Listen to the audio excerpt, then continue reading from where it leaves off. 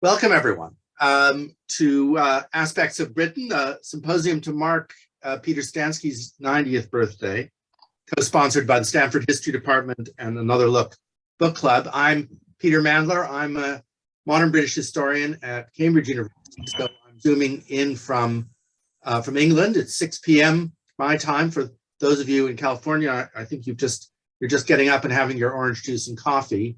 I'm looking forward to my first glass of wine. This is a wonderful occasion to bring almost now 200 people together to mark Peter Stansky's birthday with some talks about aspects of Britain, focusing on the Britain that he has made his own. And I'll have more to say about that in a second, but let me just do some business first about the software and our mode of proceeding. This session is being recorded, and there will be also some screenshots taken for celebratory purposes during the course of the event. So if you don't want to be photographed, just turn your camera off. We'll be muting everyone, or we have muted everyone, to avoid chaos, because we've just hit 200 participants and it's still ticking up. So please stay muted throughout until you're called upon to speak. There will be some time, we hope, for question and answers at the end of the talks, and I'll be calling upon people. If you do want to ask a question at the end of the talks, please use the raise hand function, which can be found at the bottom of your screen. If you hover over the bottom of your screen, you'll get a menu, and if you click on reactions, there should be also an item under reactions for raise hand. Don't use the clapping hand, because that disappears after a few seconds. Use the raise hand function, and that stays up.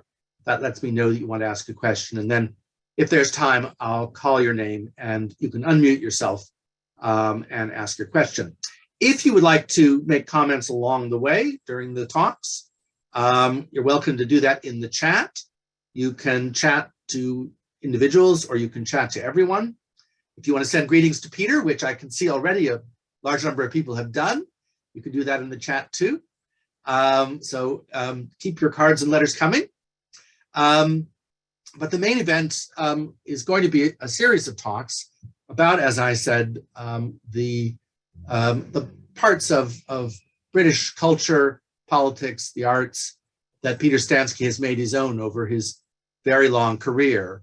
The aspects of Britain that we've selected for these talks only represent a small portion of the total corpus of Peter Stansky's work, which has ranged over a very wide range of British political and cultural topics from the middle of the 19th century to the present, from Gladstone to the Blitz. But there are three subjects that he has throughout his life shown a continuing fascination for and made significant contributions to, and it's those that we've selected out for the talks today. William Morris, Bloomsbury and Virginia Woolf, and George Orwell. And we've got some excellent and distinguished speakers on each of those subjects. I'm just going to introduce them very briefly to begin with, and then we'll get straight to the main event. Elizabeth Carolyn Miller will speak first on William Morris. Then we'll be moving to Bloomsbury and Virginia Woolf, and we'll be hearing from Regina Marler and Marielle O'Neill. And finally, George Orwell will be tackled by Christopher Angel and John Rodden. And so without further ado, I'm going to ask Liz Miller to unmute herself and to give us our first go at Britain according to Peter Stansky via William Morris. Over to you, Liz. Great. Thank you so much, Peter. I'm really delighted to be here on this wonderful occasion in honor of Peter Stansky's 90th birthday. Thank you to everyone for coming. And thank you to Professor Stansky for the invitation to participate in this event. I also want to thank the organizers who have put the event together. So I'm going to speak for about 15 minutes, presenting some of my current work on William Morris, which is what Professor Stansky asked me to do.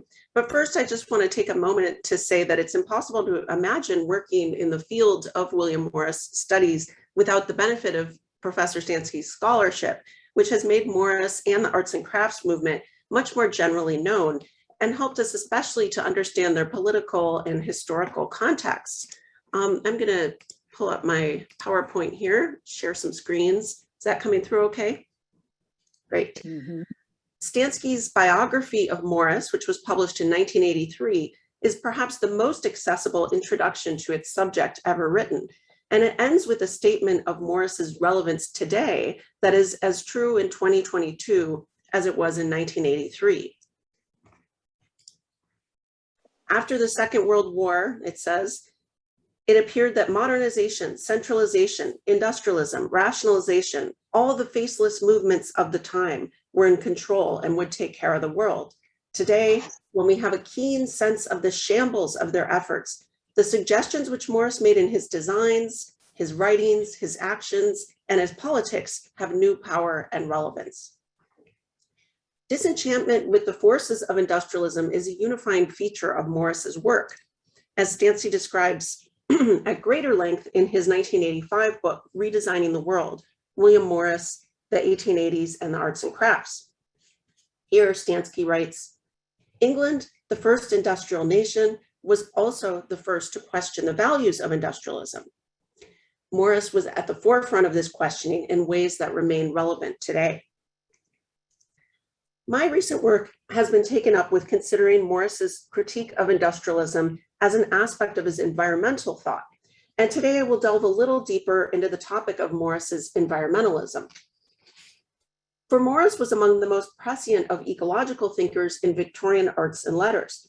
And along with contemporaries such as Thomas Hardy and John Ruskin, his work offers a searing appraisal of Victorian industrialism from within the context of its epochal rise. During this period, Britain and its empire saw major transformations in the natural world and in human relations to the natural world. At the same time, new developments in biology, geology, and physics were changing ideas and assumptions about nature and the human place within it. Shifts in the English language offer a snapshot of how profound these changes were. The word environment, for example, was first used in its modern sense in 1828 to refer to, quote, not merely surroundings or context, but rather the vital ongoing influence of those surroundings upon a person or thing. The word ecology, similarly, was coined in 1866 to capture a more dynamic and relational web of associations than the word nature could convey. Even an older word like landscape shows a similar morphological drift. The earliest meaning in English from the early modern period is a picture representing natural inland scenery. But in the Victorian era, a new meaning would emerge, quote, a tract of land with its distinguishing characteristics and features, especially considered as a product of modifying or shaping processes and agents, usually natural. So from a vision of landscape as wholly mediated through human representation or the human eye, to a vision of a dynamic earth subject to continual shaping processes and agents, the history of the word landscape captures the burgeoning idea of the independent life of the earth, its vibrancy, as well as its vulnerability to anthropogenic influence. Among artists and writers, Morris was one of the first to grasp this vision and connect it forebodingly to the industrialization and capitalization of nature.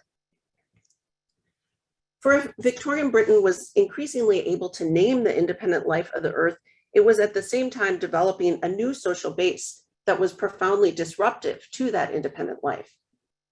Living in the context of the first fossil fuel powered society, Victorian writers and artists were also the first to observe the impacts of coal-fired industry and render them into art. The smoke that pervades Charles Dickens's London and the iconic fog of the Sherlock Holmes stories convey an atmosphere that had been remade in the context of industrialized nature. But only a few authors, including Morris, channeled such observations into a full-throated critique of what was lost and diminished in the process of industrialization. Morris argued in his 1884 lecture, Useful Work versus Useless Toil, quote, "The misery and squalor which we people of civilization bear with so much complacency as a necessary part of the manufacturing system is just as necessary to the community at large as a proportionate amount of filth would be in the house of a private rich man." He compares the willful industrialization of Britain to a rich man allowing, quote, "cinders to be raked all over his drawing room." In his biography of Morris, Stansky quotes the famous passage in Morris's essay, How I Became a Socialist, where Morris recounts his individual reckoning with the dangers of capitalism. Quote, "Was it all to end in a counting house on top of a cinder heap?" Reading Morris today, one notices how centrally ashes, cinders, and smoke figure into his social critique. Morris lived at the heyday of coal capitalism, and in this context, he observed, quote, "how rare it is for any of us to feel ourselves a part of nature." Morris's 1890 utopian novel, News from Nowhere, would imagine a future society where feelings of natural interconnection make up the texture of everyday experience. Speaking from this future, one character, Clara, describes the life of the past as, quote, "a life which was always looking upon nature, as people used to call it, as one thing, and mankind as another." By contrast, human life in nowhere is fully enmeshed within nature and its dynamic seasonal cycles. As another character, Dick, explains this structure of feeling, quote, "I can't look upon the course of the year as if I were sitting in a theater, seeing the play going on before me, myself taking no part of it. I mean that I am a part of it all, and I feel the pain as well as the pleasure in my own person."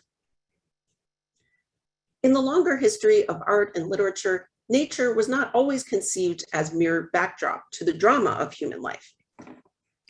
In his recent work, critic and novelist Amitabh Ghosh has discussed ancient epic and other pre-modern literary modes as more able, in his argument, to represent animate nature, in contrast to the modern novel, which he sees as having static environments and delimited horizons.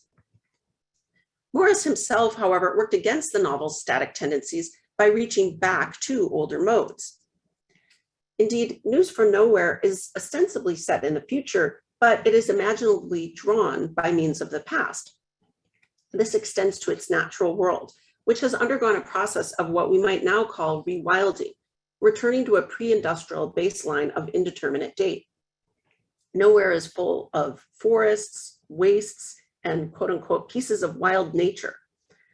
As with the rewilding projects today, Nowhere's wild nature is a post-industrial wilderness rather than a return to a time before human disruption. News from Nowhere uses the word waste frequently in both of its senses.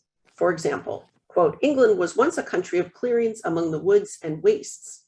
The character Old Hammond explains using waste here to mean a place simply untouched by humans rather than purposely untouched. Quote, "It then became a country of huge and foul workshops. It is now a garden where nothing is wasted and nothing is spoiled." The oldest meanings of the word waste is, the oldest meaning of the noun waste, I should say, is, quote, "a wild and desolate region, a desert, wilderness, or piece of land not cultivated or used for any purpose." Later, it came to mean useless expenditure or consumption, squandering. These conflicting but overlapping meanings suggest an ethic of human use that's buried in the ideas of land that we've inherited from the past.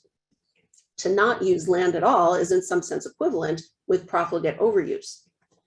The challenge of rewilding projects today in this epistemological context is in imagining the use value of non-use. We see similar engagement with the idea of waste in Morris's late romances, which offer a vision of a more pristine earth, but lightly touched by human endeavor, intermixed with a desire for a more perfect human use of those pristine earthly resources. In The Wood Beyond the World, for example, the protagonist, Walter, journeys to a wood beyond the world, traveling through quote unquote waste to get there. In the chapter titled Walter Wends the Waste, he sleeps on grass, drinks from springs, and bathes in natural pools. After making his way through a landscape, quote, harsh and void like the face of the desert itself, he passes over a mountain ridge into a, quote, lovely land of wooded hills, green plains, and little valleys. While in this wood beyond the world, where small deer and wild fruits abound, he lives from hunting and foraging. In the classic pattern of fantasy, a genre that Morris helped create with stories like this, the setting is a world apart, detached from our own reality, a place as yet uninjured by the hallmarks of modern land exploitation, industry, deforestation, and closure. Yet at the end of the narrative, Walter's ladylove gives the gift of agriculture to the uncivilized peoples who live on the other side of the mountains. Walter's lady, quote, tells them of the art of tillage and bade them learn it, after which they throve and multiplied. So the story traffics at once in a fantasy of a pre-modern nature and an unmediated relation to the natural world, while still acknowledging the inevitability of human intermixing with the earth and the transformative impacts of human labor. The Wood Beyond the World thus positions its fantasy environment in a trajectory of development that equates civilization with agriculture, but not necessarily industrialism, which Morris saw as the primary threat to 19th century nature. Morris wrote The Wood Beyond the World specifically for his Kelmscott Press, and the first edition of the work was a Kelmscott edition. We can see in the Kelmscott Press Morris's environmentalism as a material project, as well as a political and ideological one. For Morris's aesthetic vision for the press required use of pre-industrial methods, handmade materials, and a close attention to the raw substances from which his books would be made, so the paper and the inks and so forth. News from Nowhere was also published in a Kelmscott edition in 1892, 2 years after its initial publication. And one of the changes that Morris made to this version was to place vermilion shoulder notes at the top of each page, summarizing the action. One such note reads, "A man from another planet," seemingly locating this backward-looking agrarian utopia in the futuristic realm of science fiction. The note underscores a running planetary motif in the novel, for when the protagonist, William Guest, arrives in Nowhere, he tells the inhabitants to speak to him as if I were a being from another planet, a phrase which gets repeated 7 more times. It's a sharp reminder of the planetary medium of this paradise and of the fundamental ecological dependency of any society, utopian or otherwise. All social organization is for naught if it can't happen in the context of a planetary home. And the characters in News from Nowhere seem to recognize and even celebrate this condition of profound dependency. We see this in Ellen's climactic cry at the end of the novel, quote, "How I love the earth and the seasons and weather and all things that deal with it and all that grows out of it, the earth and the growth of it and the life of it, if I could but say or show how I love it." This declaration irritated an early reviewer of the novel, who objected to the idea that, quote, "such a strong utterance would be made merely about the luxuriant development of matter." In this 1891 review, which was titled A Materialist Paradise, Martin Hewlett griped that Morris's novel, quote, "exaggerates the dependence of human nature upon its environment and is convinced that the conditions of human welfare are physical." Morris's environmentalism feels remarkably timely today, and as this review suggests, it was unusual for its time. How did he develop such unusually keen insights into the problems of industrialized nature? A quick survey of his biography suggests several potential origins. As a child, as Stansky writes in his biography of Morris, Morris grew up with, quote, "the extended, almost medieval world of Epping Forest at his doorstep." When sent off to school, quote, "he found himself free to wander about the Wiltshire countryside and fell in love with it." When his family visited the Great Exhibition in 1851, Stansky tells us, Morris refused to enter, quote, "because he hated the mechanical civilization so clearly celebrated in the useless machine-made curlicues on many of the objects at the exhibition." In midlife, Morris would become increasingly dispirited with industrial capitalism's encroachments into England's natural environment and architectural heritage, and he involved himself in such causes as historic preservation and the protection of the commons. Eventually, this developed into a more systematic anti-capitalist philosophy.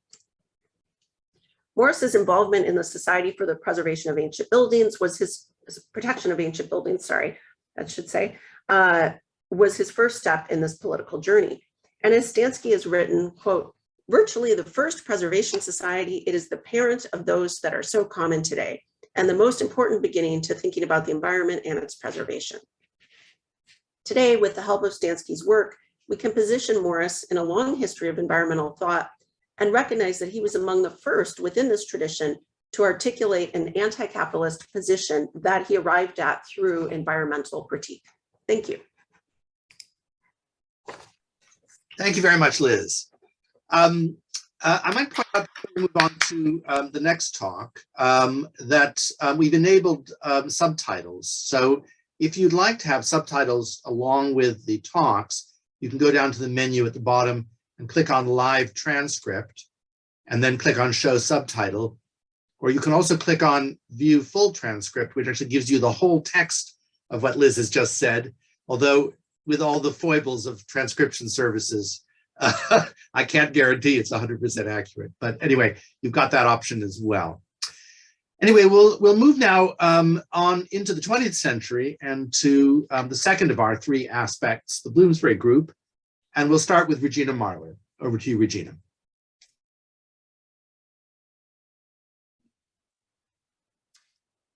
Am I unmuted? Great.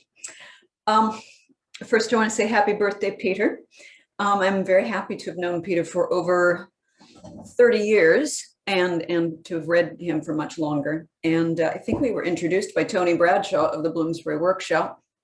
He's a book and art dealer in London who was also a great connector of people. And Peter is also a great connector, and I've met a lot of wonderful, especially young scholars through Peter and been introduced to countless new books. It's a marvel visiting Peter, and the conversation can range from the 1880s to something that he's reading that came out last week. It's a terrific experience that way. And of course, he introduced me to our dear mutual friend, Susan Grove Bell, who would have loved these celebrations and who I think about a lot. So I didn't set out to write a timely piece for this, but that was the direction of my thoughts.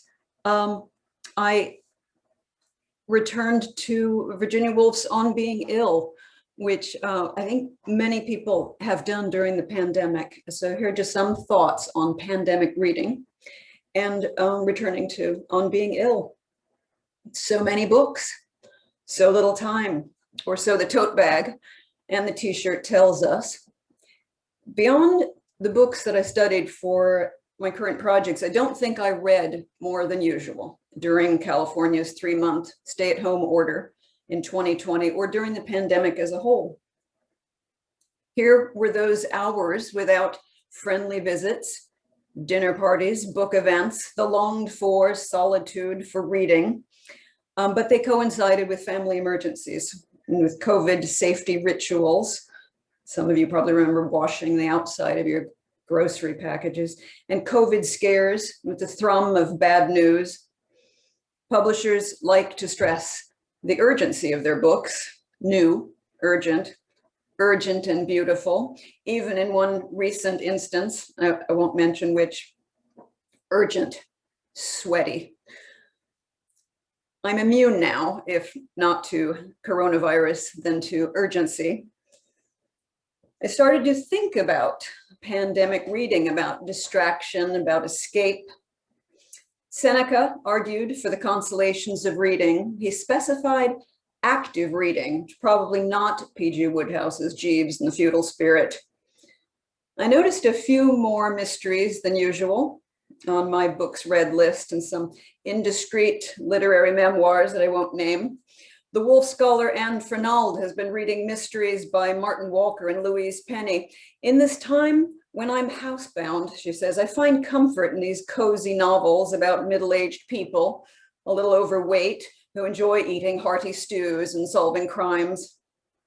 And Janet Malcolm found solace in Donna Leon's Venetian mysteries, as did I.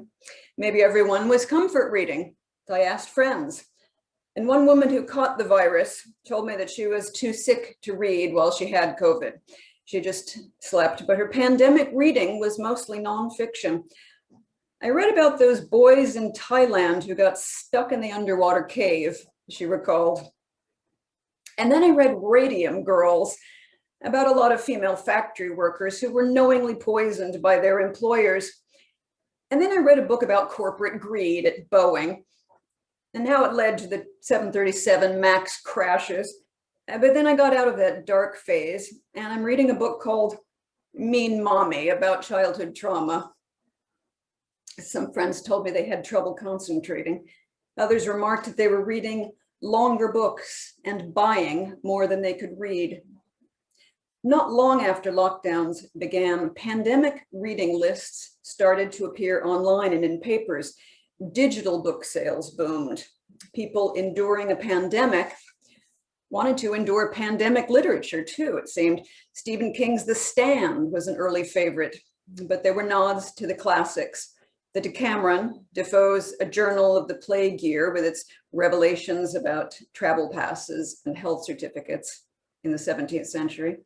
Camus' The Plague, Poe's The Mask of the Red Death. By late summer 2020, bookshops reported that tastes had shifted. The real thing was putting people off.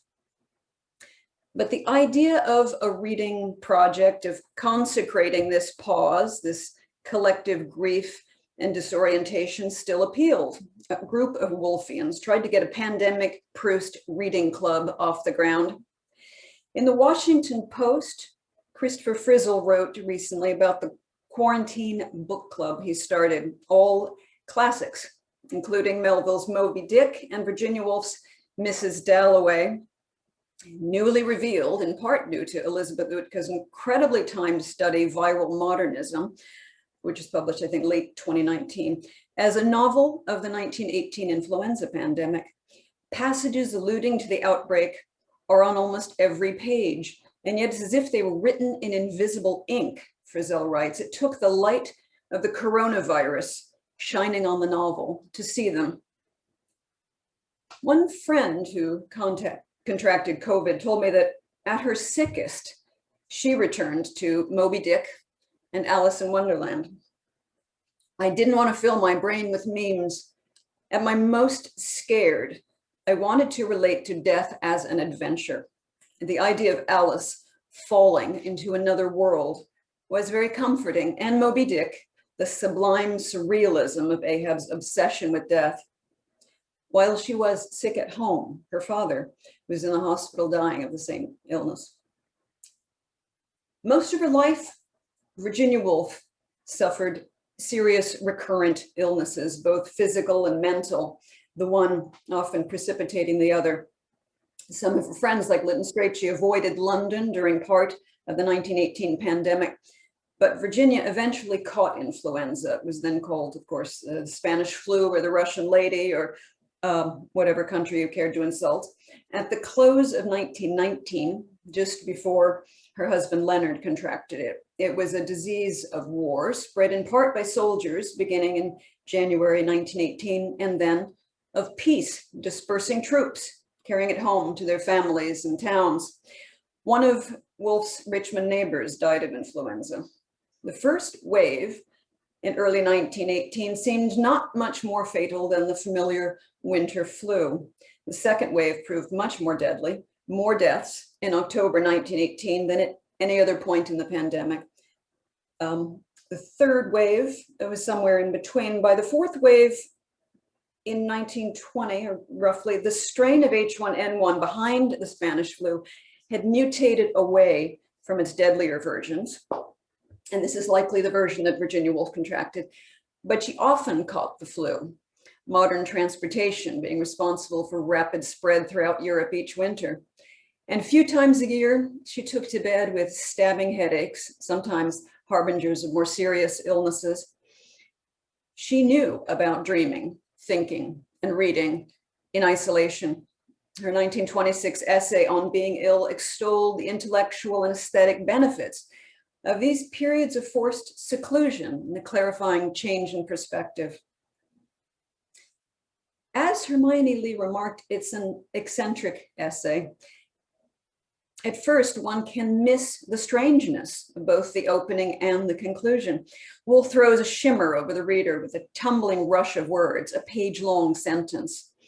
She starts with an old dualism, maybe the oldest, mind-body, an argument that literature has hitherto preoccupied itself with. The mind, which she sometimes calls the soul, when it's the body, she says, that determines how we think and feel. Those great wars which the body rages with the mind a slave to it, in the solitude of the bedroom, against the assault of fever or the oncome of melancholia, are neglected, she writes. Nor is the reason far to seek. To look these things square in the face would need the courage of a lion tamer, a robust philosophy, a reason rooted in the bowels of the earth. The connection between mental and physical illness that loomed large for Woolf is hinted here. The body, battling against the oncome of melancholia. The mind, a slave to that body. The mind suffers directly from melancholia in this formulation, but the body fights to protect the mind. It's like a guardian, a parent, a raging warrior. So what kind of a slave is protected in this way? Yeah, I think that the mind rather is a kind of a nucleus in this vision, a prized core of self, but it doesn't always help to comb through a metaphoric tangle. These conceits embody the kind of oppositions Woolf enjoyed. She relished them. A lion tamer, a robust philosophy, a reason rooted in the bowels. The tension is what matters, like the interplay between, of course, granite and rainbow, as she famously put it, between facts as we commonly understand them and the imagination. It's impossible not to quote this at length. I am in bed with influenza, but what does that convey of the great experience? How the world has changed its shape, the tools of business grown remote, the sounds of festival become romantic, like a merry-go-round heard across far fields. And friends have changed, some putting on a strange beauty, others deformed to the squatness of toads, while the whole landscape of life lies remote and fair like the shore, seen from a ship far out at sea. ... The experience cannot be imparted, she concludes after imparting it. We don't have the words to write about illness, Woolf argues. To do so, we'd need a new language, more primitive, more sensual, more obscene, and a new hierarchy of the passions, one that recognizes sciatica or a high fever as a worthy subject. I think Woolf can be forgiven here for overlooking Thomas Mann's The Magic Mountain, which was published in 1924, 2 years before she wrote on being ill, because it wasn't translated into English until 1928, and then to such acclaim that Mann was awarded the Nobel Prize the following year. But I think she is intentionally excluding the most famous example of a lingering illness in 19th century English literature, Little Nell.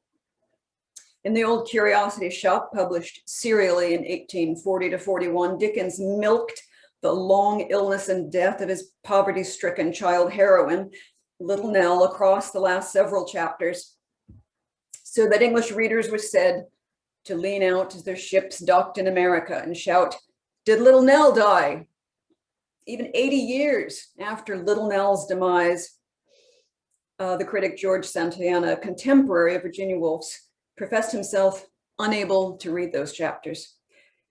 When I come to the death of Little Nell, I skip. I can't take my liquor neat in such draughts, and my inner man says to Dickens, please, don't. Woolf read Dickens with pleasure, but she had no patience for the sentimentality of her parents' and grandparents' era, and one can read an indirect criticism of Dickens and his century in her rejection of sympathy, a piety as faded as the crocheted antimacassar. The sick person might long for sympathy, but cannot have it. Sympathy isn't possible, she argues, and she suggests it isn't real. It would stop the business of the earth, road building, construction, etc. If fate's children, weighted as they are with sorrow, were to take on them that burden too, adding in imagination other pains to their own. The arts would end, all public works. One great sigh alone would rise to heaven. And the only attitudes from men and women would be those of horror and despair, the way you feel after doom scrolling at 2 a.m. But Woolf's pivot will surprise almost any reader, especially those who know how ill she'd been and how much her recovery and her daily equilibrium depended on others. The pandemic also complicates our reading. She moves on to a little dig at caregivers, poking fun at the tender attentions of laggards and failures, women for the most part, in whom the obsolete exist so strangely side by side with anarchy and newness, who, having dropped out of the race, have time to indulge all the whims of the invalid and ransack the markets of London to bring a giant tortoise or whatever might cheer the sick room. Does Woolf want her warm milk, or doesn't she? She not only rejects the nursing role held up before her in her childhood home as the ideal of womanhood, but also perhaps pokes a bit at her husband, Leonard, whose watchfulness helped keep her well for long stretches, not staying up too late, not talking too long, excitedly, eating enough. Naturally, that would rankle. In their 2010 edition of On Being Ill, the Paris press includes the pamphlet that Woolf's mother, Julia Stephen, published on nursing in 1883, Notes from Sick Rooms, in which one could argue she bravely staked out an area of expertise and found her voice, even though Florence Nightingale's 1858 Notes on Nursing preceded her, as did Nightingale's towering reputation, and despite living with Sir Leslie Stephen, an esteemed man of letters. When Julia Stephen points out the annoyances of crooked sheets for the invalid and crumbs in bed, we feel her insistence that her hard-won knowledge gained at the sick beds of her dying relatives should benefit others. We spend a lot of time now assuring caregivers that their work is meaningful, that the small, selfless gesture toward one who needs comfort justifies the sacrifice of other ambitions, but Woolf isn't having it. In her essay, this opens into a larger argument against sympathy, against keeping anyone attendant on another. We can do without it, Woolf says. Besides which, our connectedness is an illusion. We do not know our own souls, let alone the souls of others. Human beings do not go hand in hand the whole stretch of the way. There is a virgin forest in each. Here we go alone and like it better so. Always to have sympathy, always to be accompanied, always to be understood would be intolerable. In uncoupling the invalid and the caregiver, she offers interesting implications for marriage. Human beings do not go hand in hand the whole stretch, as well as for dependency between servants and employers, a constant preoccupation for Woolf in these years. Illness cuts one off from this genial pretense of sympathy and connection, and released from responsibility, we can notice nature. The sky is one of Woolf's examples, in all its stirring beauty and its indifference to human ends, to profits or passions. Nature, in the end, will conquer. Woolf envisions an ice age that kills us off, if she only knew. And not even the consolations of religion, not that she indulged those, really encourage us to rush toward death. We need the poets to imagine heaven for us. And here it is, Woolf's pandemic reading. Well, her chosen reading for a sickbed, poetry. Indeed, it is to the poets that we turn, she writes, in part because we can't concentrate for very long. The decline and fall of the Roman Empire is not the book for influenza. Instead, we break off a line or two and let them open in the depths of the mind. So it is not just what poetry brings us in illness, but what we can bring to poetry because we're ill. In illness, words seem to possess a mystic quality. We grasp what is beyond their surface meaning. With the police, or our rational minds, off duty, we meet words with a vulnerability that allows them to be known through our senses. The words give off their scent and distill their flavor. Shakespeare, for example, is so famous, so written about, that we can't reach his work directly, let alone formulate an idea when we're well. Knowing that someone has said it before or said it better, the zest is gone. But illness in its kingly sublimity sweeps all that aside and leaves nothing but Shakespeare and oneself. Here and elsewhere, Woolf betrays another good reason she would prefer poetry in illness. She didn't write any herself. You don't catch her reading Catherine Mansfield or James Joyce or Dorothy Richardson when she's ill and feeling sorry for herself. These were her direct competitors in literary fiction. Where's the comfort in reading your rivals or even measuring yourself and your own achievements against the great writers of the past? His fame intimidates and bores, she said of Shakespeare. Short of the best in literature, she continues, we like the worst.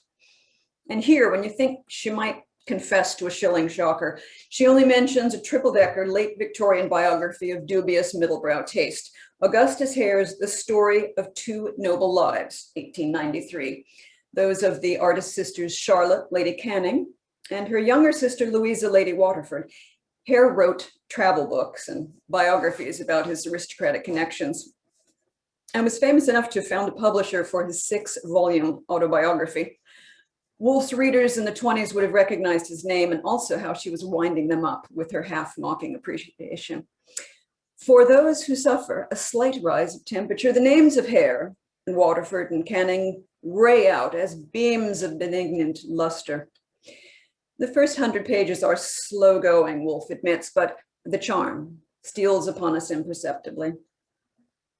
The family's letters and journal extracts are gossipy, sweet, and carefully crafted in the tradition of amusing letters. They make decent pandemic literature too, if you're not bogged down by the long-winded courtesies of the period.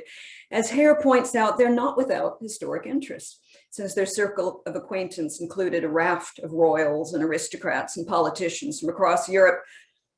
For more on Virginia Woolf's on-again, off-again romance with the aristocracy, her susceptibility to a title, to a storied family, I recommend the late Sonia Rudakoff's nuanced study, Ancestral Houses.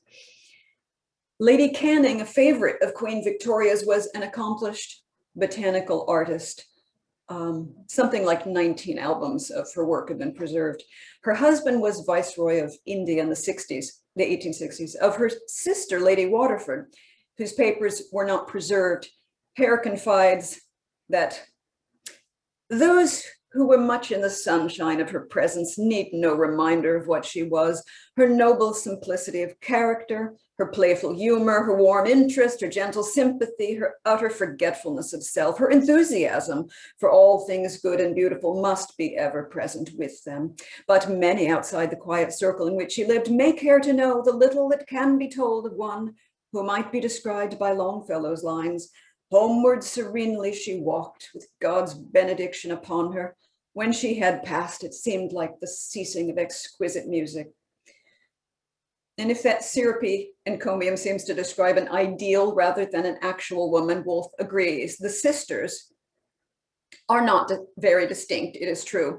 For life then was not the life of Charlotte and Louisa. It was the life of families, of groups. It was a web, a net, spreading wide and enmeshing every sort of cousin, dependent, and family retainer. Of course, she'd shared that kind of communal life of large Victorian families in her London childhood. The pressures to conform, the pressures on women, the sheer busyness and lack of solitude. And then she spins out 3 pages of ridiculous compressed plot summary, a comic set piece. You can imagine her rattling off at a dinner party to a group of friends whose fathers or grandfathers or uncles, straight cheese Jacksons, had also swelled the Anglo-Indian civil service. She ends with a mock poignant image of Lady Waterford gripping a curtain, heavy, mid-Victorian, plush perhaps, in grief as she watches her husband's hearse depart. In the first American magazine publication of On Being Ill, this whole giddy section on the noble ladies was cut for length. Woolf included it, though, in subsequent editions. Augustus Hare's book elicits much more from her than Shakespeare in this essay, because there's nothing to push against in the Bard in this context, and not as many reminders of home, like the memoirs of their stuffy Stephen family friend, the novelist and philanthropist, Mrs. Humphrey Ward, that made Virginia and her sister Vanessa collapse with laughter. The story of two noble lives is just earnest enough to tip Woolf toward hilarity, a private joke at the end of a public performance. And perhaps I'm viewing it with pandemic goggles, but I wonder if a private joke, an in-joke, isn't a sort of acknowledgement of connection, humans walking hand in hand, and even a playful bid for sympathy. Thanks so much. Thank you. Thank you. I think if Virginia Woolf could join the 300 people who are now listening to you, she'd be appalled by Zoom, but she'd be reassured by all the shelfies, all the pictures of books that many dozens of people are displaying in this checkerboard in front of us. We're going to stick with Virginia Woolf and the Bloomsburys and hear now from Marielle O'Neill. Marielle? Hi, I'm Marielle O'Neill. I'm a PhD student at Leeds Trinity University, researching the political activism and partnership of Leonard and Virginia Woolf. I'm also an executive council member of the Virginia Woolf Society of Great Britain. Peter, when you invited me to speak at your birthday symposium, I was in a room with my own, albeit a bedsit in a hall of residence in Leeds, not sat by the bank of the river in Cambridge like Virginia Woolf, but in front of the laptop on a functional modern desk. Nevertheless, I had a Woolfian stream of consciousness epiphany. Peter Stansky and Woolf. A myriad of thoughts came to mind. Your brilliant biography of Leonard Woolf with Fred Leventhal, your work on Julian Bell, your work as co-editor of the International Virginia Woolf Society's journal, The Miscellany. Your role in Woolf studies is of great consequence. You played a crucial role in securing Virginia Woolf's place in the canon as one of the great writers in literature, from that of a minor lady novelist who killed herself. Your work on Leonard Woolf has transformed our perception of Leonard from a shadowy carer to that of an important but neglected figure in British intellectual and political life. I remembered your kindness and generosity in your approach to academia, how you engaged in discussion with the same intensity and respect, whether you were speaking to a student or an eminent professor. And I thought of Victoria Glendinning's observation of Leonard Woolf. He was no respecter of persons. He discussed politics with Mr. Frears, the Rodden postman, in exactly the same engaged and engaging manner as if with a member of parliament. And then I realised your whole approach to life and learning mirrors that of the Woolfs, as outlined in A Room with One's Own. I will always be grateful for your willingness to engage with me in academic debate, to discuss problems, and to share interests and insights. A belief in the importance of equal education for all, regardless of gender, age, race, or creed, unites you and the Woolfs. Throughout your illustrious career, and to this day, you have recognised the glass ceiling in academia as famously critiqued by Virginia Woolf, and you have worked to have it removed. My first interaction with Peter was in a heated debate about private schools at a Woolf salon. It wasn't the most auspicious beginning to what has become a beautiful friendship. We have since had many stimulating discussions on class and privilege, and how Virginia was more engaged in political activism than has been generally considered. This leads me to the topic of the evening for myself, the influence of the Cooperative Women's Guild on A Room with One's Own. Virginia Woolf's famous feminist polemic, A Room with One's Own, echoes the debates taking place at the time within the Women's Cooperative Guild. This gives us a fresh new perspective when reading this literary classic. The Bloomsbury Group, at the forefront of the intellectual debate in the early 20th century, is sadly commonly regarded in Britain as an elitist in-group. Therefore, it is revelatory to consider that Woolf may have been inspired by ideas developed at a grassroots level by working class members of the Women's Cooperative Guild, rather than the usual perception of a top-down approach from the upper middle class Bloomsbury Group influencing public debate.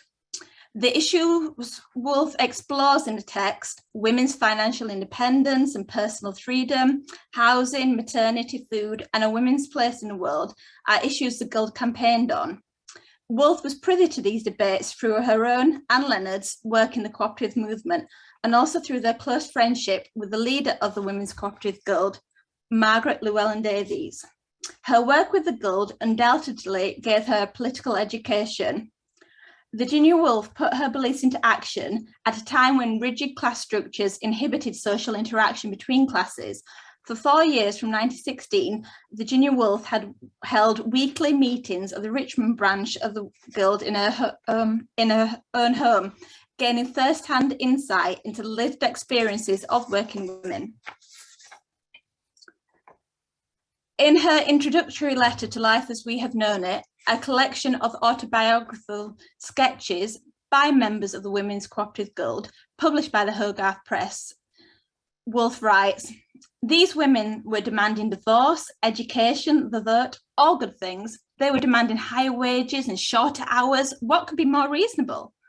And yet, though it was so reasonable, much of it so forcibly, some of it was so humorous, a weight of discomfort was settling and shifting itself uneasily from side to side in your visitor's mind. All these questions, perhaps that was at the bottom of it, which matter so intensely to the people here, questions of sanitation, education, wages, this demand for an extra shilling, yet another year at school, for 8 hours instead of 9 behind a counter or a mill, leave me, in my own blood and bones, untouched. If every reform they demand was granted, this very instant, it would not touch one lone hair of my comfortable capitalistic head. I am a benevolent spectator. I am irretrievably cut off from the actors. I sat here hypocritically clapping and stamping, an outcast from the flock."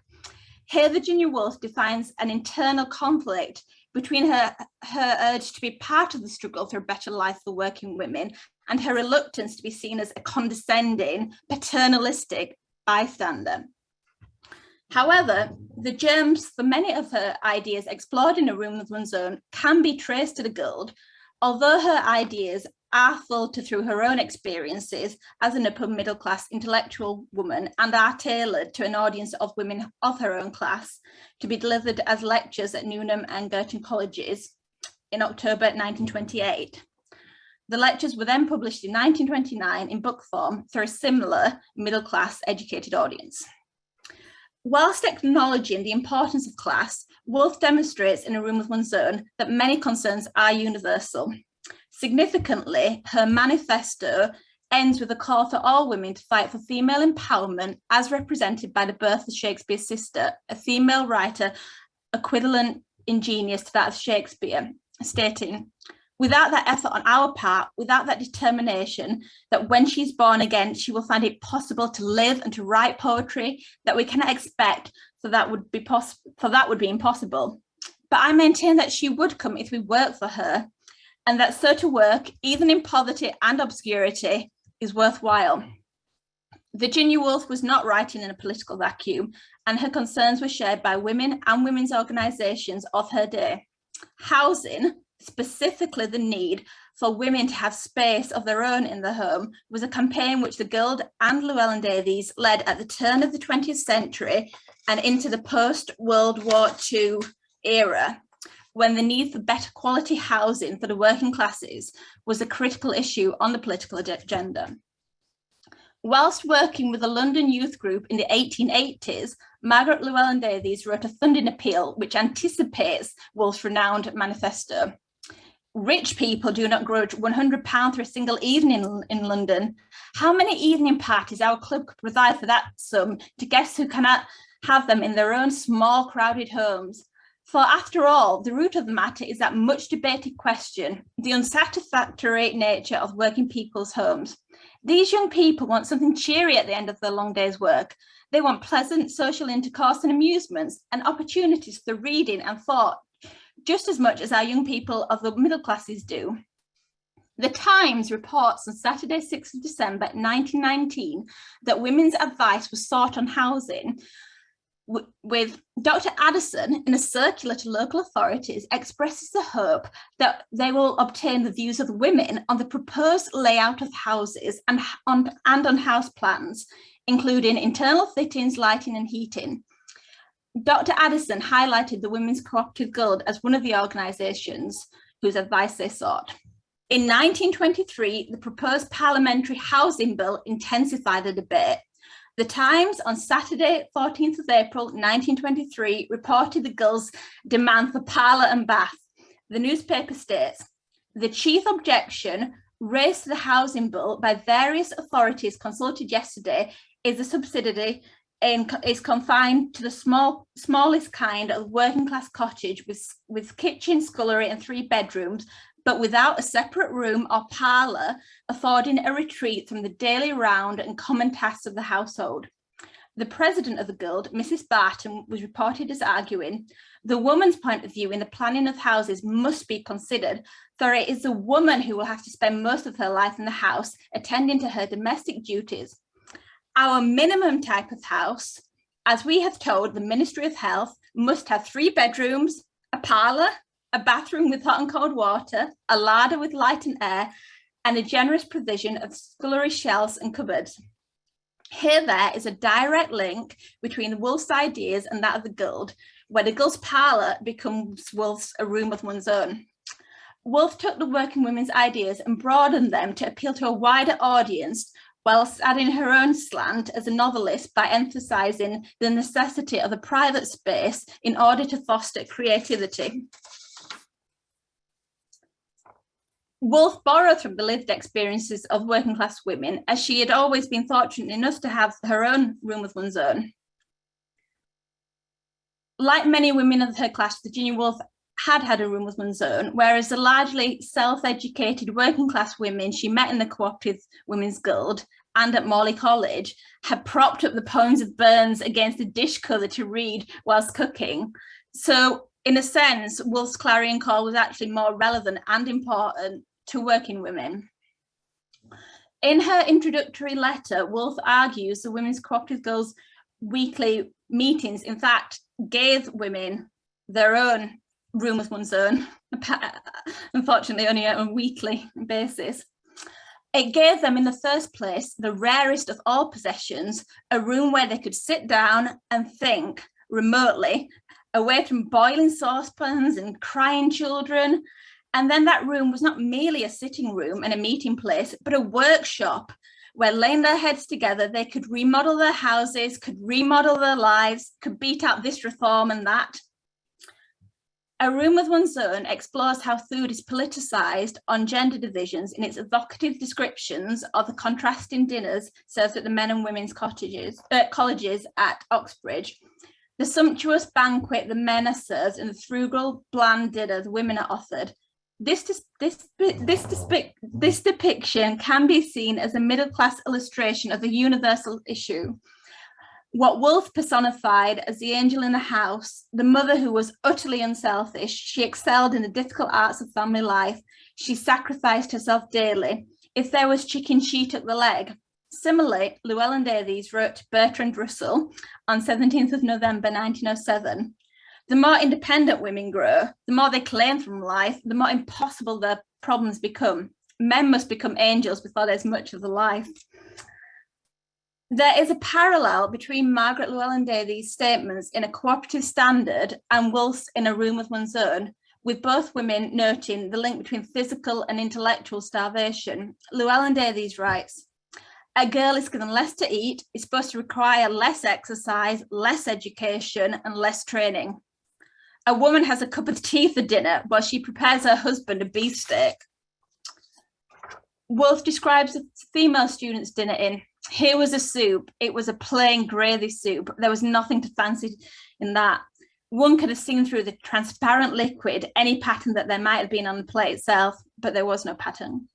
The plate was plain. Next came beef with its attendant greens and potatoes, a homely trinity, suggesting the rumps of cattle in a muddy market and sprouts curled and yellowed at the edge, and bargaining and cheapening, and women with string bags on Monday morning.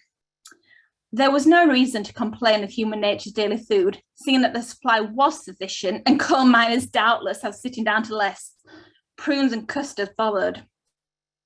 It is interesting to note that Woolf acknowledges that her ideas of a frugal dinner are shaped by her own class experience and would no doubt be a feast to coal miners.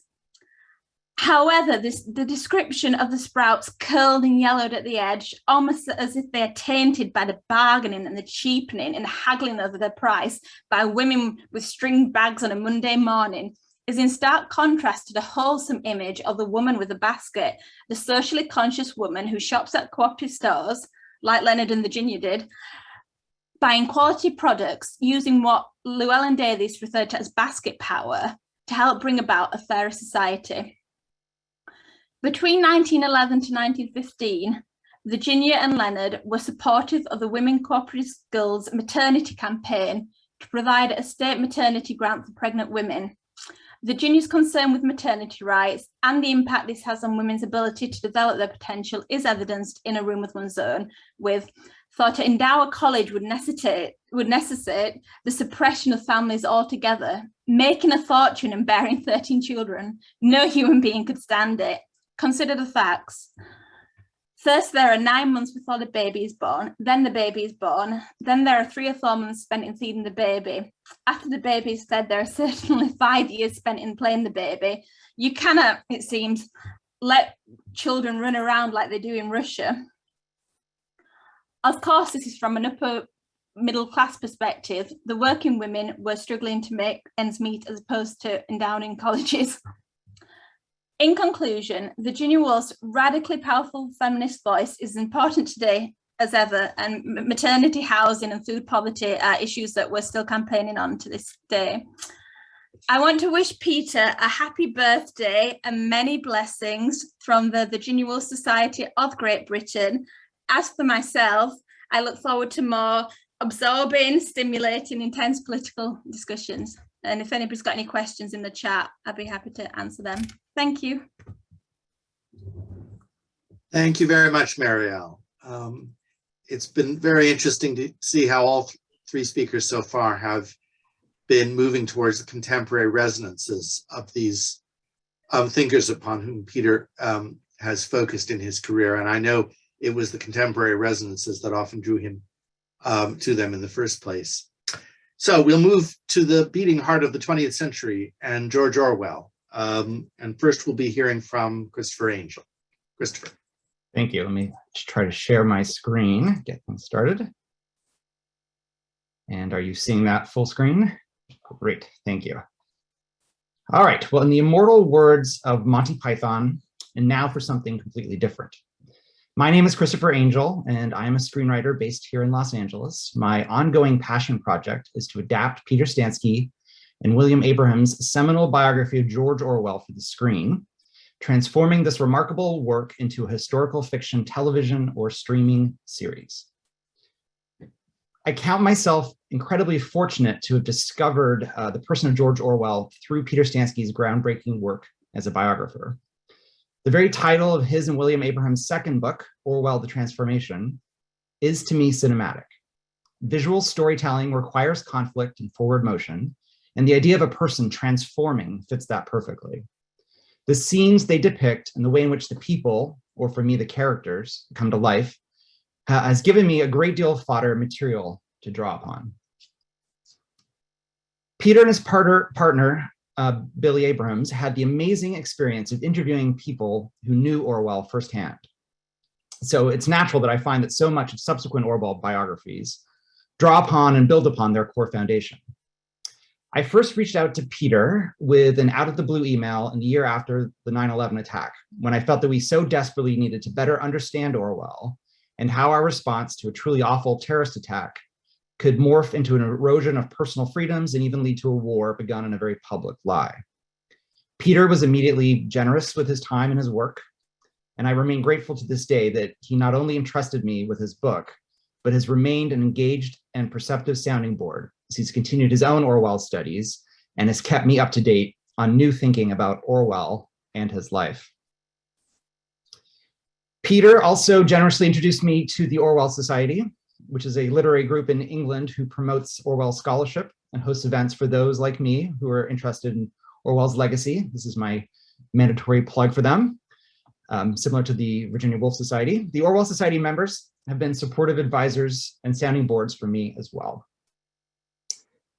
I'm also very grateful that Peter has tolerated and understood where I've departed from history and moved into historical fiction. The process of writing this series is to imagine the private conversations and moments in Orwell's marriage or in the trenches in Spain that have been lost to history. Peter has been unflagging in pointing out where I have strayed from the historical record, but also understanding of my need to compress and distill events to make this series work as a dramatic and cinematic experience. After all, the process of making a series like this is to take an entire lifetime and attempt to compress it into 5 or 6 hours.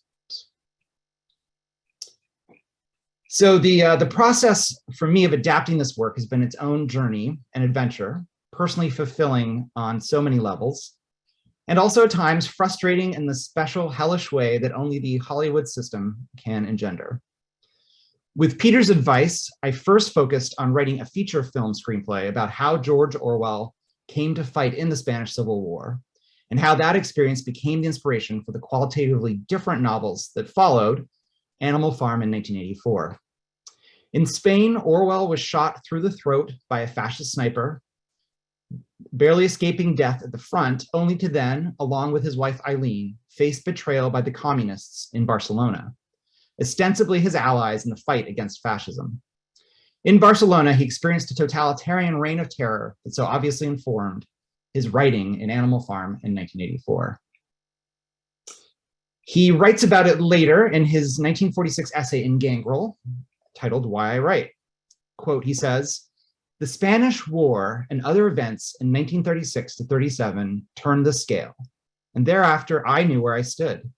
Every line of serious work that I've written since 1936 has been written, directly or indirectly, against totalitarianism and for democratic socialism, as I understand it. It seems to be nonsense in a period like our own to think that one can avoid writing of such subjects." But, of course, there is much more depth and emotional moments in Orwell's life and in Peter's biographical work. With the rise of the limited series and prestige television and streaming, I've since partnered with producer Kate Verity-Wilson of London-based Fury Films. With her sage advice, we've reimagined the work as a multi-part, Rashomon-esque series that looks at Orwell through the differing and unique perspectives of those who knew him best, who loved him, hated him, and fought beside him. So why approach Orwell in this Rashomon-esque way? As Peter so powerfully demonstrates in his books, becoming a famous writer was both an early and long-lasting goal for Eric Blair, who later took the pen name George Orwell. Perhaps to sound more like a man of the people, or perhaps to simply escape the lower upper middle class origins of his own family. And the ambitious writer George Orwell soon learned that his most powerful and resonant writing arose from his own personal experiences.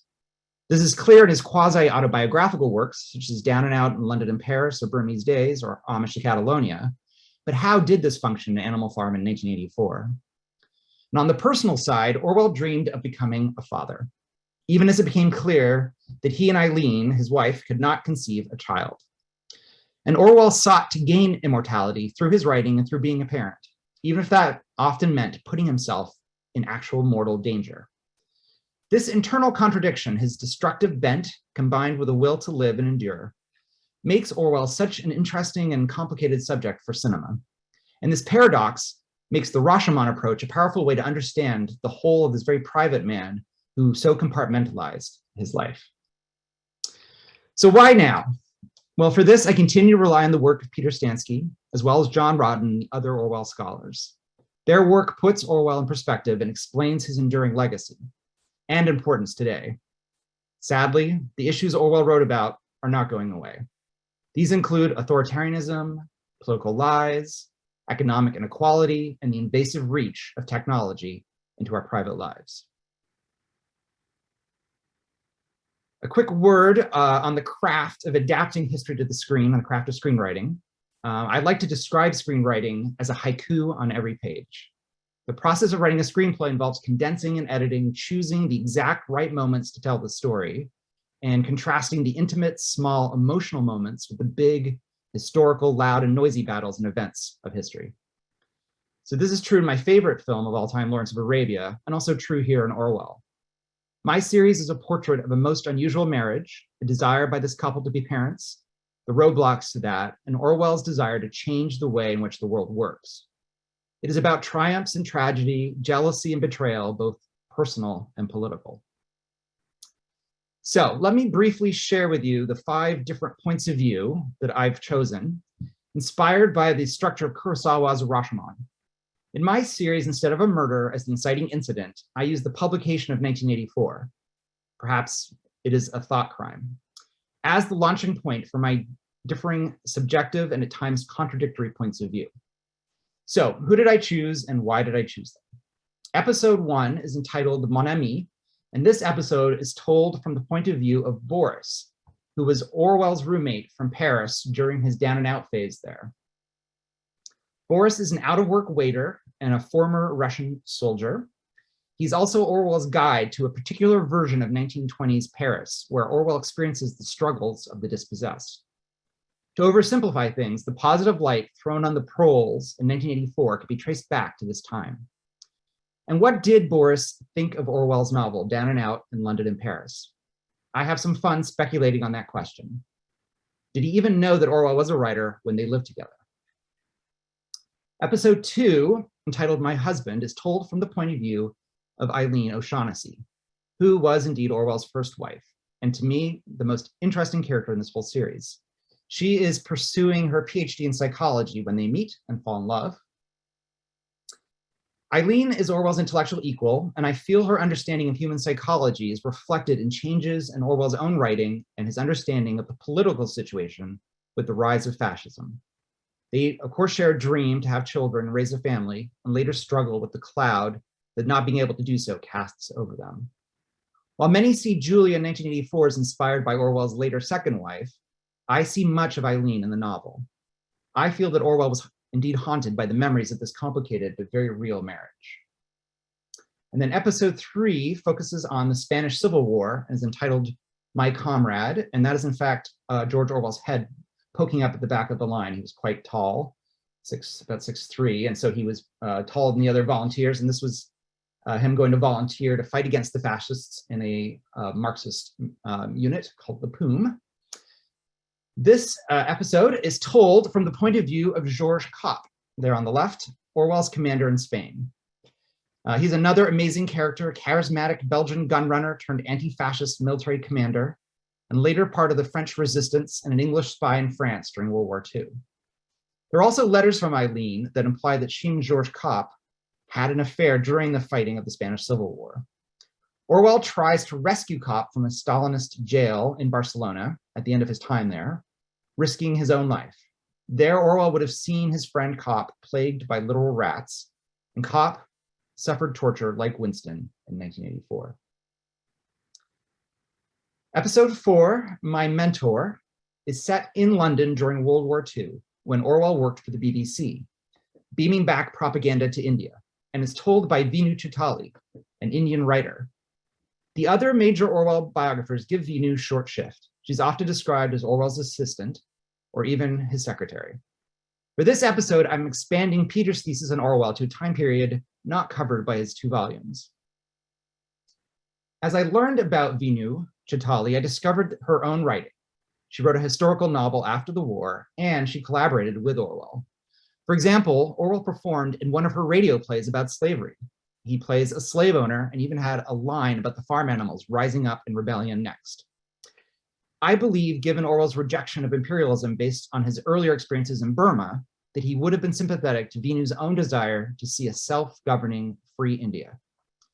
Eileen, who at the time was working for the Ministry of Food, collaborated with Vinu as well on writing cooking shows for both English cooks short on ingredients and looking for vegetable protein during the war, and shows beamed back to India to tie them to England during the worst of the fighting. During this time, Orwell writes Animal Farm, and he and Eileen adopt a baby boy, Richard Blair. Tragically, Eileen dies during an exploratory operation on a uterine cyst, leaving Orwell to raise their son alone, or perhaps, as many of his friends suggested at the time, put him back up for adoption. The experience of creating propaganda for the BBC and Eileen's earlier experiences at the Ministry of Information would stick with Orwell and lead to the Ministry of Truth in 1984. My final episode is called My Father, and is told from the perspective of 5-year-old Richard Blair, Orwell's adopted son. After World War II, young Richard sees his father write in 1984 on the wild, windswept corner of the island of Jura in Scotland. They have adventures together and grow very close, even while Orwell races his own mortality. He is dying of tuberculosis he contracted on his earlier adventures. To finish his greatest book. If one sees 1984, as I do, as a cautionary tale of a future we should strive to avoid, and as a warning to the future rather than a simple prediction, it is because Orwell was thinking of a future in which his son would grow to be a man and a father himself. For that same reason, I strive to see this series get made, to share this inspiring and cautionary tale with future generations. So there are many challenges to my adaptation. A period piece that tries to faithfully recreate these historical moments is expensive to film well. Also for me, there's the frightening necessity to write dialogue for the George Orwell. I've approached this challenge as an act of homage. I've read and digested a lot of Orwell. I particularly enjoy his wry, sarcastic sense of humor, as well as his descriptive love of nature. So what's next for this project? To see this project get made, the next steps would be to attach actors to these roles. Over the years, Peter and I and others have enjoyed coming up with a few different interesting actors to consider for playing Orwell on screen. Today, top candidates include the Eton-educated Tom Hiddleston, and Orwell, of course, attended Eton himself, or Nicholas Hoult, who played Tolkien. And how about Eileen? One could see Emma Watson playing her, or Keira Knightley, or Carey Mulligan. This casting is a fun parlor game indeed. And on that note, I would like to pass the baton back to Peter Mandler. Thank you very much, Christopher. All right, well, we come at last to our final presentation, which sticks with Orwell, and over to John Rodden. Thank you very much. Great pleasure to be with you all and to celebrate Peter's forthcoming 90th birthday. And it would also be worth mentioning that this year, 2022, is also another anniversary, namely the 50th anniversary of the publication of The Unknown Orwell, the first volume of Peter's 2-volume biography written with Billy Abrahams. So I'd like to address myself specifically to The Unknown Orwell. The tentative title is The Orwellian Unknowns of the Unknown Orwell. And I want to address this topic in 3 phases, keeping the focus here on Peter Stansky's Orwell. There's less here about George Orwell than there is about Peter and Billy Abrahams' approach to Orwell and the struggles that they went through to realize The Unknown Orwell first, and then Orwell the Transformation second, during the 1970s. So first, I would like to address the prehistory of The Unknown Orwell.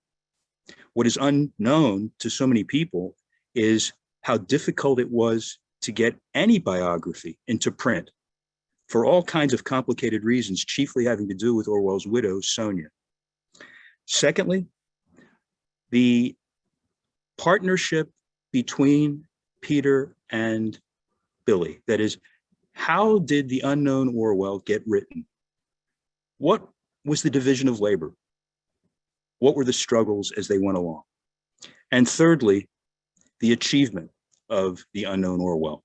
In particular, what I regard as the 5 great accomplishments of The Unknown Orwell as biography, as a classic instance of surmounting obstacles and nonetheless realizing a book that has stood the test of time across a half-century and is without question a great biography, despite all of the obstacles that it had to confront. So first of all, the prehistory.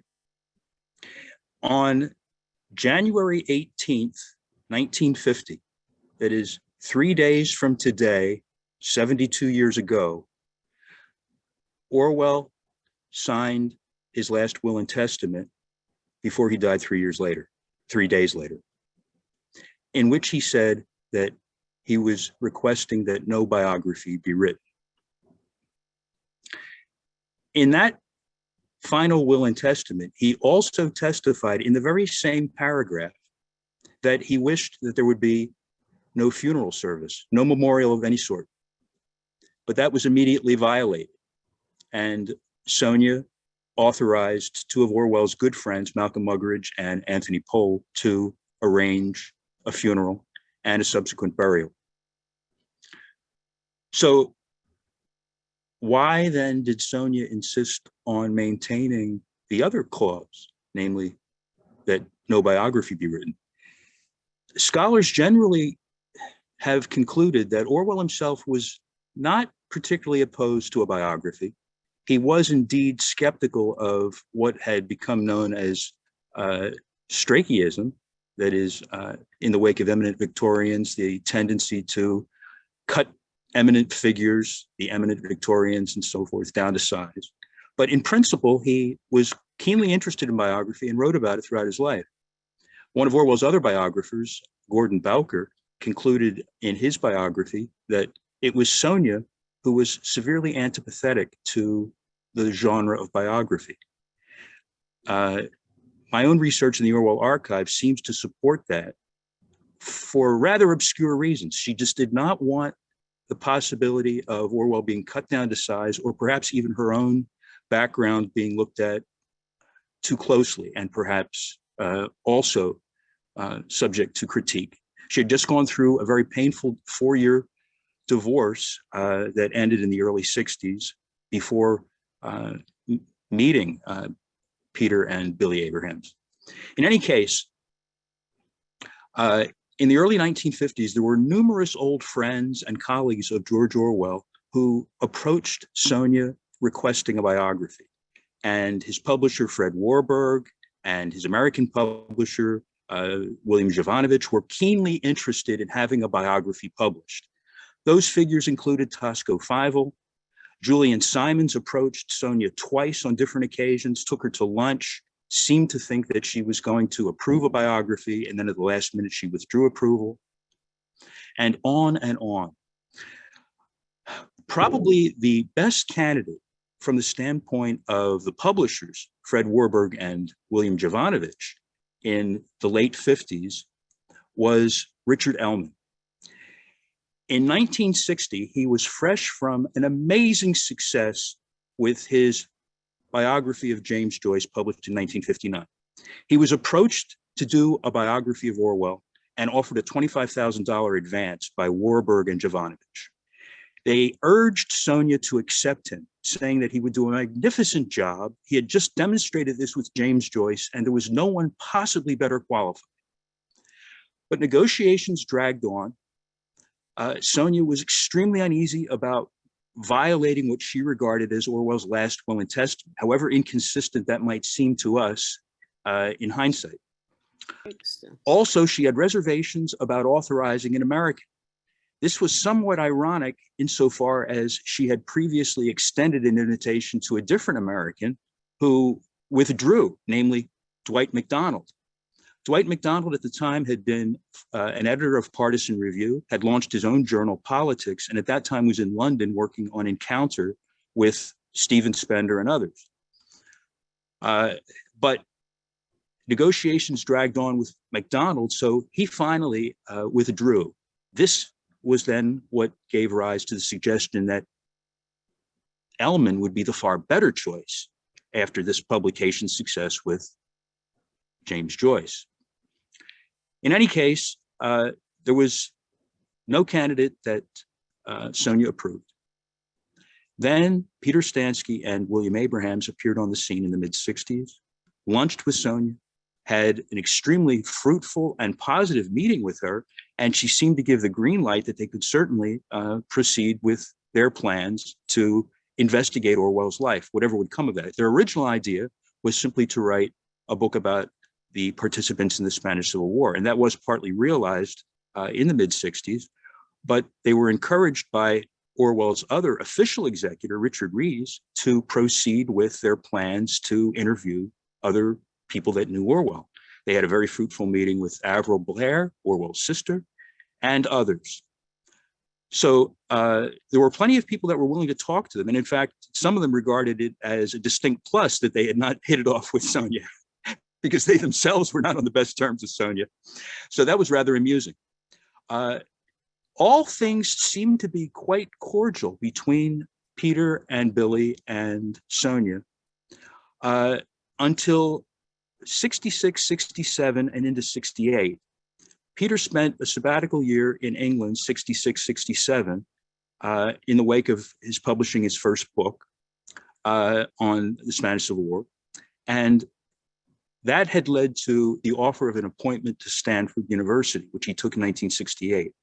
Meanwhile, Sonia had opened the George Orwell archive several years earlier in 1960 at the University College London.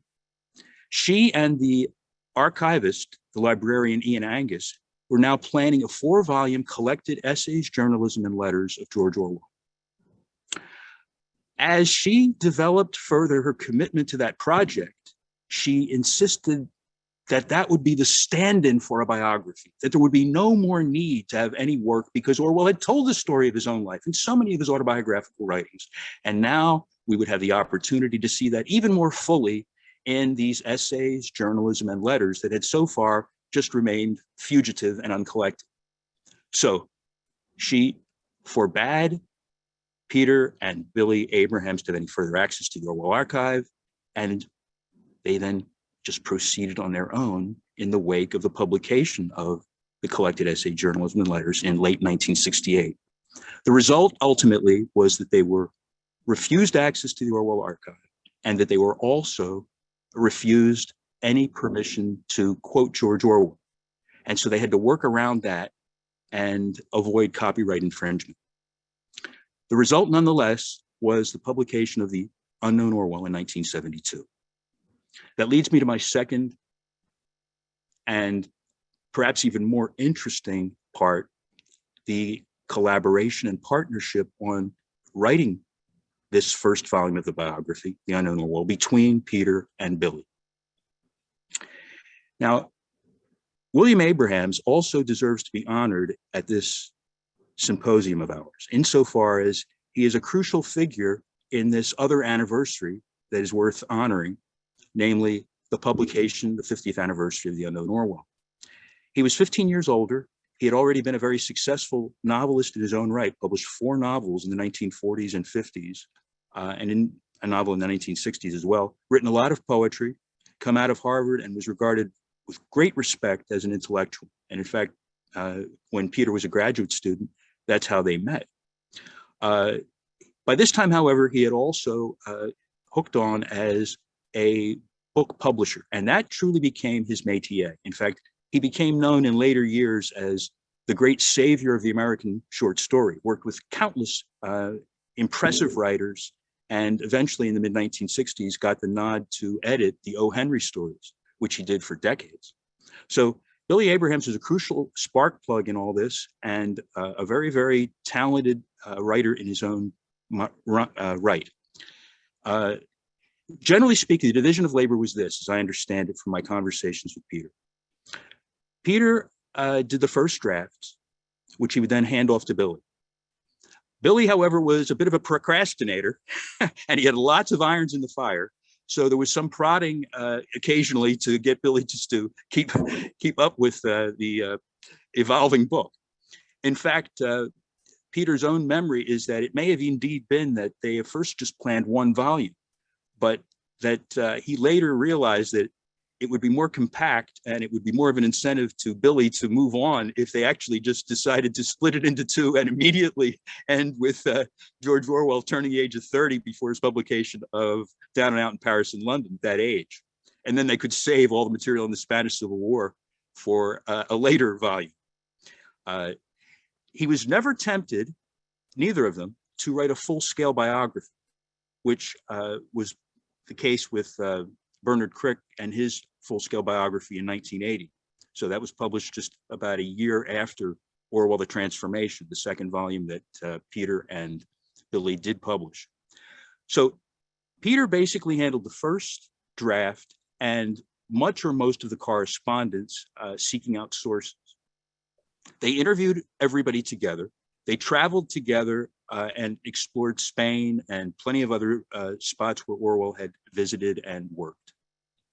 Very much a partnership from beginning to end, including in the writing, because whereas Billy had, up until 1968, been working in Boston, he was transferred and became the West Coast editor of the publishing firm so that they could be together in California and conduct everything together. So this was a very fruitful partnership. Now, you might say that it was an extreme disadvantage to not be able to quote George Orwell, this eminently quotable writer. This is prose with a window pane. However, in some ways, I would say in hindsight that the biography did not suffer at all. In fact, might have even been better as a result, insofar as Peter and Billy were so much more motivated to ferret out sources. For instance, Mrs. Wilkes, who had been the headmistress at George Orwell's primary school, where Eric Blair suffered and wrote Such Were the Joys, published posthumously, was still alive. And they were the only biographers ever to have interviewed her. And there were other great breakthroughs, such as getting the Rangoon Club in Burma list for the officers and other colleagues, et cetera, et cetera. So the story of Burma, the story of Eton, much of that was simply unavailable by the 1980s when the other biographers were being investigating these same matters themselves, Bernard Crick and later Michael Sheldon and others. So the enterprise that Billy and Peter engaged in was most impressive.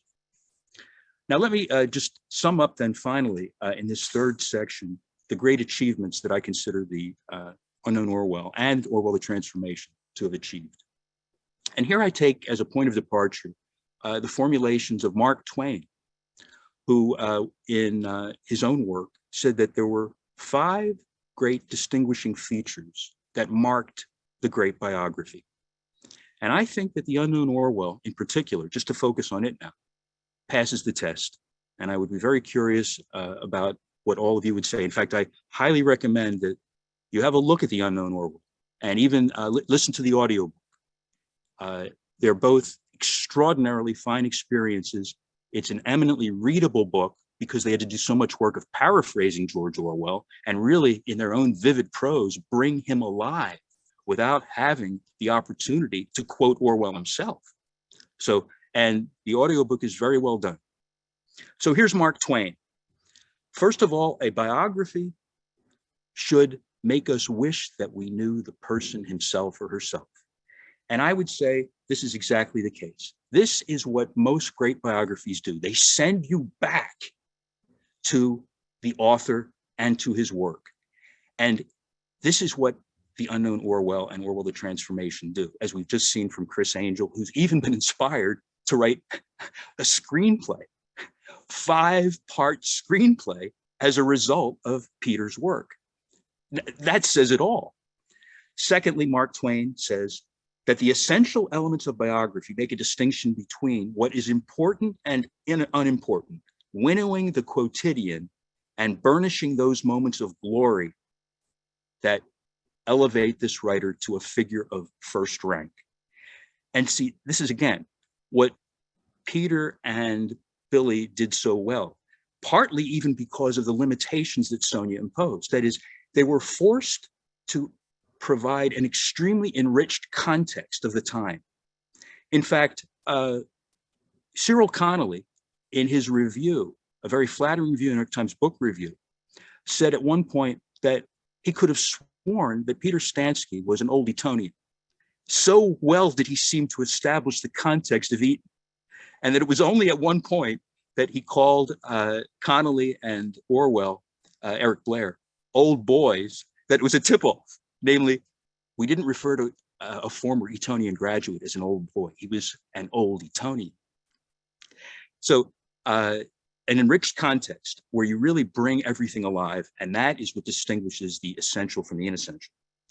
Third, that a biographer do furnish something of an understanding about the place of the subject within history and society. And here again, especially in the second volume, Orwell the Transformation, as the screenplay of Krista Angel demonstrates, the history of the Spanish Civil War and Orwell's crucial role within it, telling the story of his experience, but having that serve as a microcosm of the experience of so many other people is a great achievement of Orwell. Fourth, that the private person be allowed to appear in all his idiosyncrasy and not as a mere reflection of the correspondences or the reminiscences of others, or as the subjective projection of the mind of the biographer. Well, here again, Orwell, like Dickens, was the inimitable. And I do think that what the achievement of this biography, The Unknown Orwell, the first volume, does is show the unknown dandy side, that Eric Blair was not the political animal that George Orwell later became. He was much more of an aesthetic figure. At that point, he was still somebody searching for his vocation, and he was somebody who had elevated art. Some recent scholarship has in fact shown how much Orwell identified in Paris with figures such as Francois Villon and others. So the Unknown Orwell, that is Eric Blair, was a rather different figure from what later became George Orwell. And the transformation that occurred had to do with his trip to Wigan Pier, first of all, and then in Spain in particular. His famous letter to Connolly on after being wounded in Spain, "At last I have seen socialism." That is what made him committed to democratic socialism. And then fifth and finally, that biographer has some conception of his subject which he wishes to advance or defend against the prevailing or even erroneous interpretations. And here again, I would reinforce the idea that Orwell was not this seamless figure, that there was a distinction between Eric Blair and George Orwell. Some people have said that the distinction that Peter and Billy drew was a little schematic. However, I think just in order to mark the difference, because there were so many people that did not even know that Eric Blair was his pen name, that they didn't know who Eric Blair was. And indeed, Orwell launched his debut as a writer with the name George Orwell, his first published lengthy work down and out in Paris and London. So Eric Blair was this hidden figure.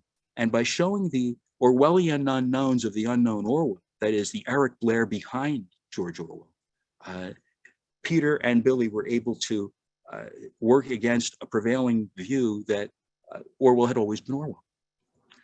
So my congratulations to Peter on his upcoming birthday next week, and also to both him and Billy Abrahams, who has been dead since 1998 but deserves commemoration too, on this great achievement, the 50th anniversary of the publication of The Unknown Orwell later this year.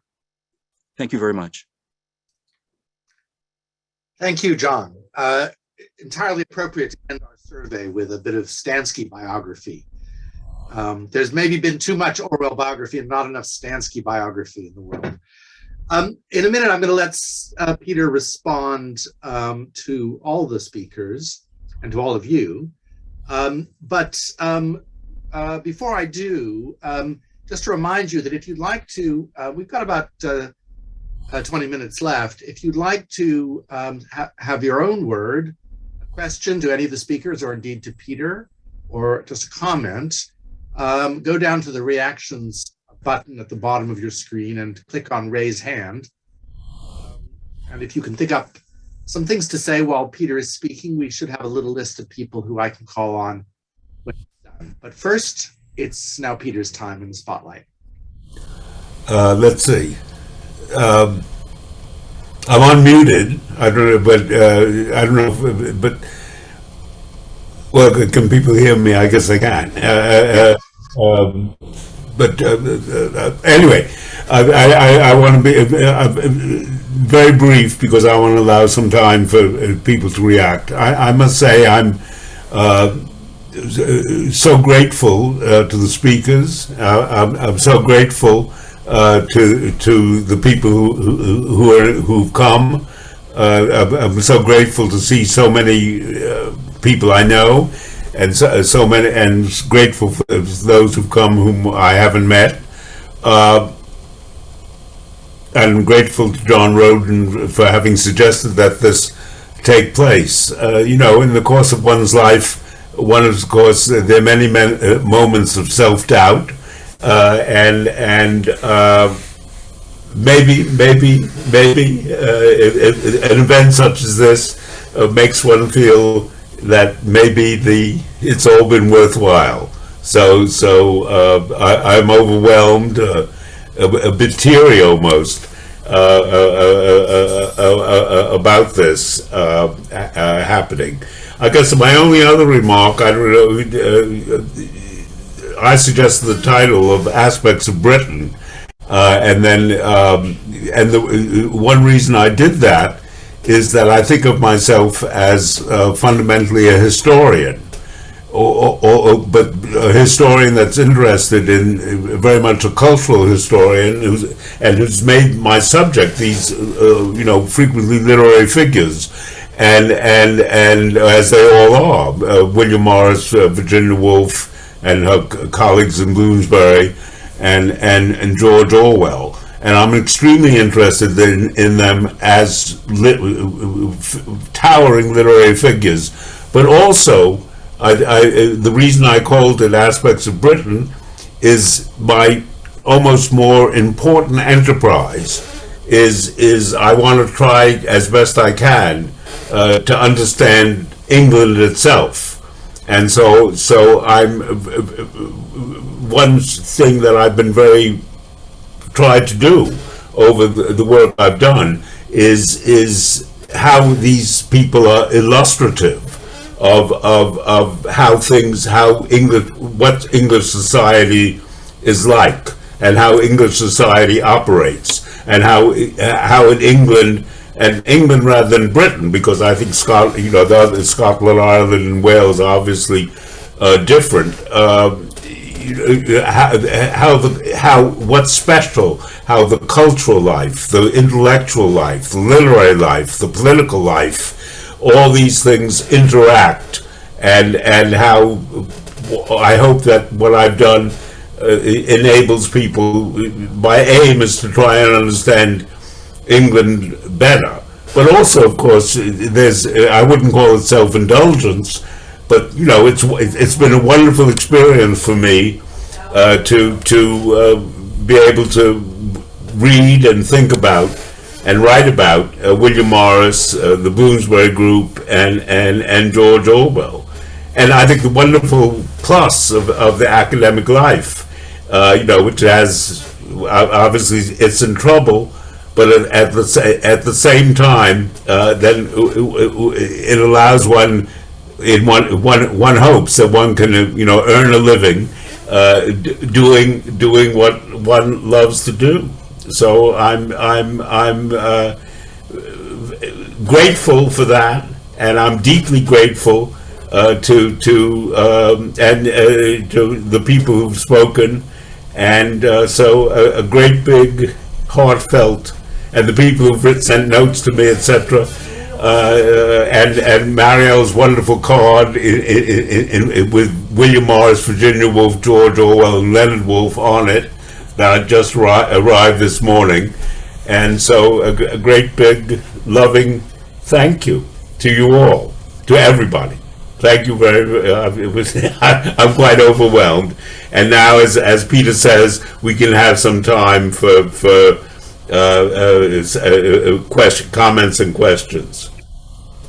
Well, Peter, so far I haven't seen any hands up, and in a way, I'm feeling maybe the kind of philosophic thing to do would be to your thanks. I did want to say one or two things more or less in closing, and if I see any hands come up while I'm speaking, then I'll, of course, you. But then we might otherwise just bring things to a close. There is a natural lifespan to a Zoom meeting, and it's usually about an hour and a half, and we're heading towards 2 hours now.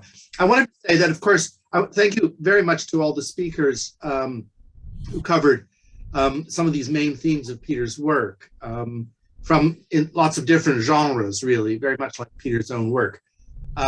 We could have, as I said at the beginning, have had another half a dozen talks about other aspects of Britain, which Peter has written extensively on. His first book, in fact, was Ambitions and Strategies, a book about the fight for the leadership of the Liberal Party after Gladstone's retirement. And he written quite extensively on Gladstonian liberalism. And then there was the book that John Rodden mentioned, which I have to say, even though it's an early one, has always been my favorite of Peter's books, Journey to the Frontier, about the two young British intellectuals, Julian Bell and John Cornford, who went and died in the Spanish Civil War, unlike Orwell, who managed to survive that fascist bullet.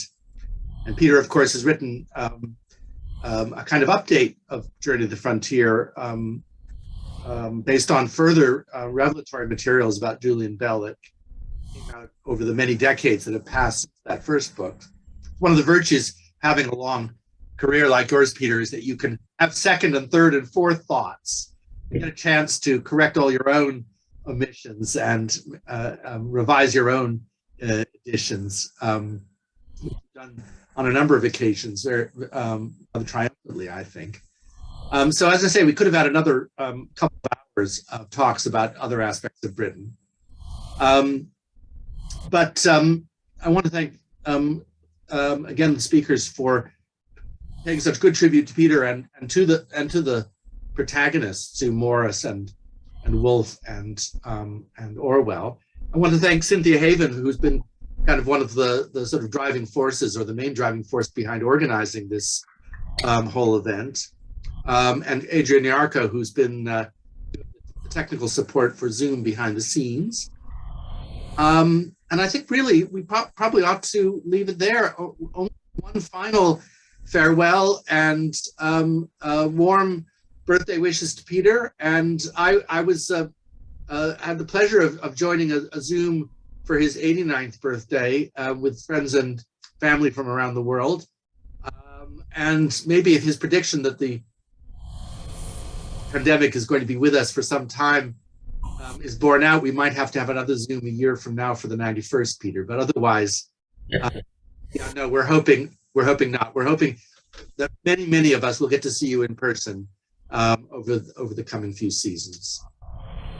Thanks again to everyone, and a special thanks to Peter for just being you and for giving us this bounty of work over many decades.